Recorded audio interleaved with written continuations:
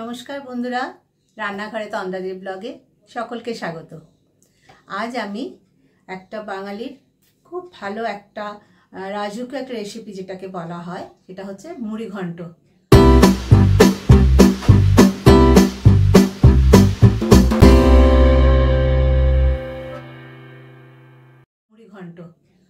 মুড়ি ঘন্ট আমি করব। কাতলা মাছের মাথা দুটো নিয়েছি আর কি, আর তার সঙ্গে নিয়েছি আমি গোবিন্দভোগ চাল। চালের পরিমাণ একটা বাটির মাপ করে আমি নিয়েছি, এটাতে মোটামুটি আপনার 150 গ্রাম মতন আছে। এবারে আমি এই মাছটাকে একটু নুন হলুদ মাখিয়ে নেব।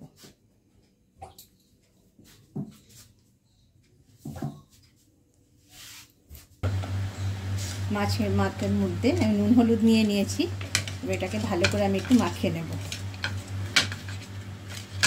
আমি ওভেনের মধ্যে আমি কড়াই একটু তেলটা গরম করতে দিয়ে দিয়েছি।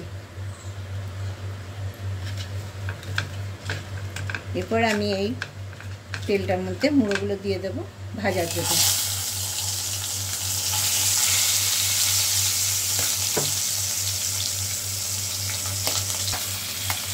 মাছের মুড়োগুলো আমার ভালো করে ভাজা হয়ে গেছে।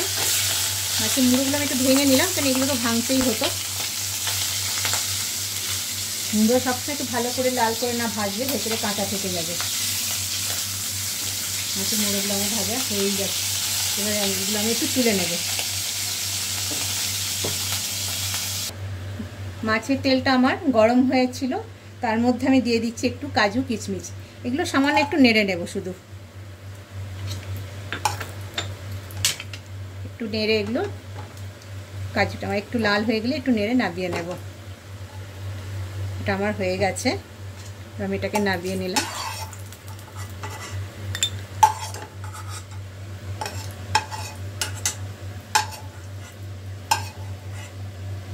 সামান্য একটু লাল হয়ে নামিয়ে নিলাম।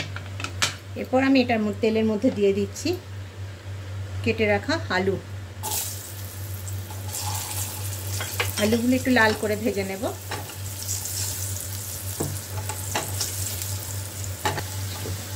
আলুগুলো আমার লাল করে ভেজে নিয়েছি, পুরো ভাজবো না, কারণ আবার আমার চালের সাথে সেদ্ধ করতে হবে।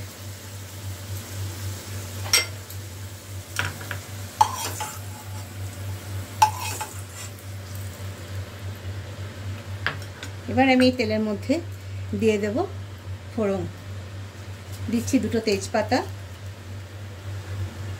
লঙ্কা, আর দিচ্ছি আমি গোটা জিরে, এলাচ, দারচিনি, লং। এটাকে হালকা নেড়ে দিয়ে দেব আমি পেঁয়াজ কুচি। পেঁয়াজ কুচিগুলো একটু হাফ ভাজা হয়ে এলে এর মধ্যে দিয়ে দেবো আমি টমেটো কুচি করে রেখেছি টমেটো। পেঁয়াজগুলো আমার অর্ধেক ভাজা সোনালি রং হয়ে গেছে, অর্ধেক ভাজা হয়েছে। এবার এটাতে দিয়ে দেব আমি 1 চামচ আদা বাটা।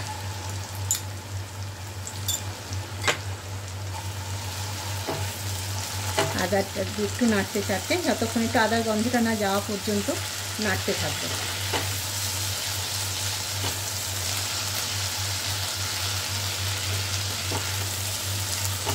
আর এই আদার গন্ধটা কিছুটা কমে এসেছে, পেঁয়াজের ভাজার একটা গন্ধ বেরিয়েছে। এরপরে আমি দিয়ে দেব কুচি করে রাখা টমেটো, আর আমি দিয়ে দিচ্ছি লঙ্কা কুচি করে রাখা।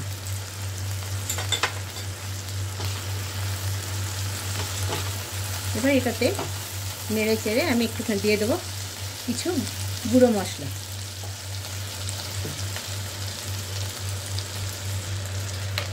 এবার এটার মধ্যে দিয়ে দিচ্ছি আমি একটু সামান্য পরিমাণ নুন,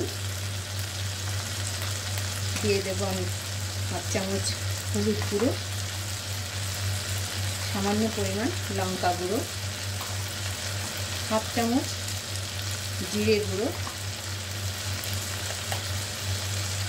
হাফ চামচ দেবো ধনে গুঁড়ো, আর দেবো 1 চামচ মতন গরম মশলা।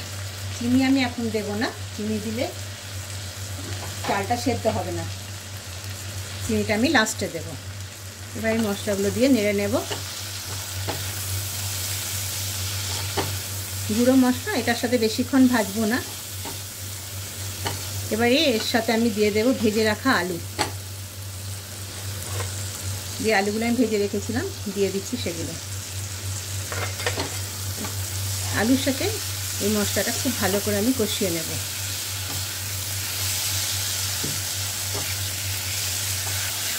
আলুগুলোর সাথে মশলাটা খুব ভালো করে দেখুন কষানো হয়ে গেছে, মশলাটা থেকে তেল ছাড়তে আরম্ভ করেছে। এবারে আমি এর মধ্যে দিয়ে দেব ধুয়ে রাখা গোবিন্দভোগ চাল।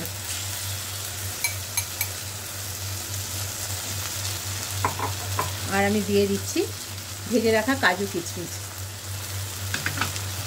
এবার এটাকে খুব ভালো করে আমি নেড়ে নেব। তবে চাল খুব বেশি ভাজবো না, খুব বেশি ভাজলে চালটা ভেঙে যাবে, দেখতে খারাপ লাগবে। চালটা একটু মশলার সাথে ভালো করে মাখিয়ে নিলে মশলার সেন্টটা ভালো করে ঢুকবে। আর গোবিন্দভোগ চাল তো তাড়াতাড়িও হবে, গন্ধটা একটু আলাদা হয়। আর মুড়িঘণ্ট করতে গেলে গোবিন্দভোগ চালই নেবেন আপনারা, ওটাতেই ভালো হয়।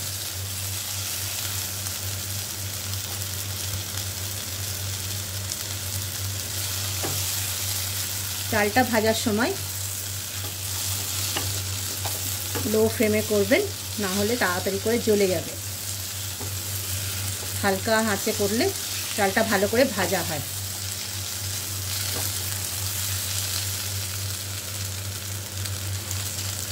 চাল আমার প্রায় ভাজা হয়ে এসছে, আর একটু ভেজে নেব। চালটা আমার ভাজা হয়ে গেছে, দেখুন চালটার রং পাল্টে গেছে। এবারে আমি এটাতে দিয়ে দেব পরিমাণ মতন জল। আমি এই বাটিতে মাপ করে চালটা নিয়েছিলাম, যতটা চাল নেব তার ডবল আমাকে জল দিতে হবে।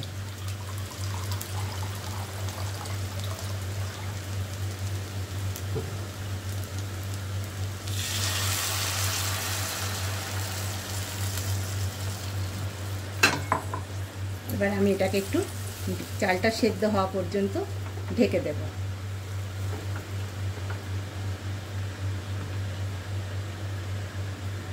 ফ্লেমকে একটু লো করে দিচ্ছি, তাহলে তাড়াতাড়ি জলটা শুকিয়ে যাবে।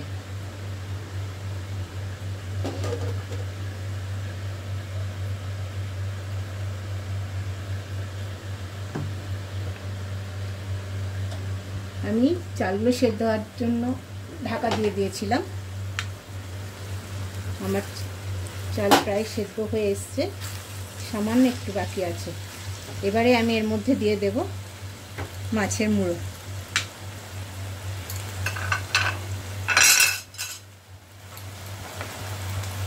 মাছের মুড়োগুলো আমি দিয়ে দিলাম।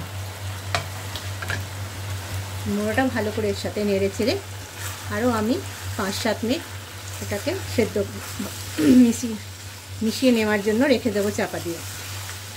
আলুটাও আমার সেদ্ধ হয়ে গেছে।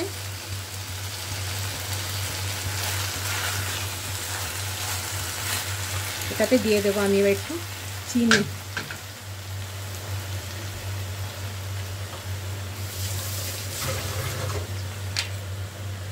আমি এটাতে দিয়ে দিচ্ছি চিনি। এটা একটু মিষ্টি মিষ্টি খেতে হয়।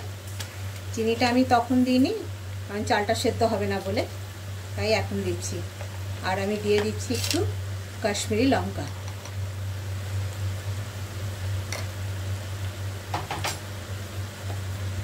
এবার ভালো করে আমি এটাকে নেড়ে চেড়ে আরও 5-7 মিনিট রেখে দেব।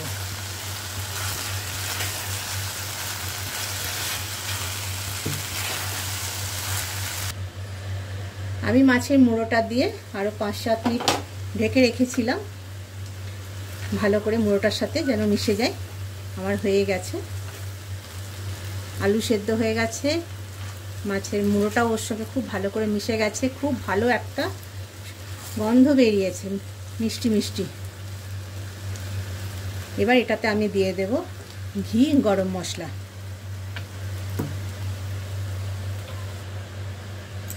এবারে আমি এটাকে ঘি, গরম মশলা দিয়ে নামিয়ে নেব। দিয়ে দিচ্ছি একটু ঘি,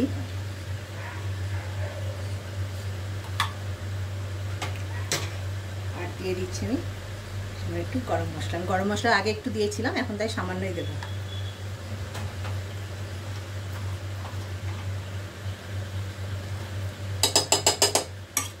এবার এটাকে ভালো করে মিশিয়ে নিচ্ছি। মিশিয়ে আমি 5 মিনিট মতন ঢাকা দিয়ে রেখে দেব। আর একটু ঝুরঝুরে হয়ে যাবে, আর ঘি, গরম মশলা সব ভালো করে একদম মিশে যাবে। 5 মিনিট ঢেকে রাখবো, তারপর আমি এটাকে পরিবেশন করব। আমি ঘি, গরম মশলা দিয়ে ঢেকে রেখেছিলাম, পুরো ভালো করে মিশে যাওয়ার জন্য। চাল একটাও ভাঙেনি, খুব সুন্দরভাবে মিশে গেছে। মুড়ি ঘন্ট আমার তৈরি। এবারে আমি এটাকে প্লেটিং করে নেব।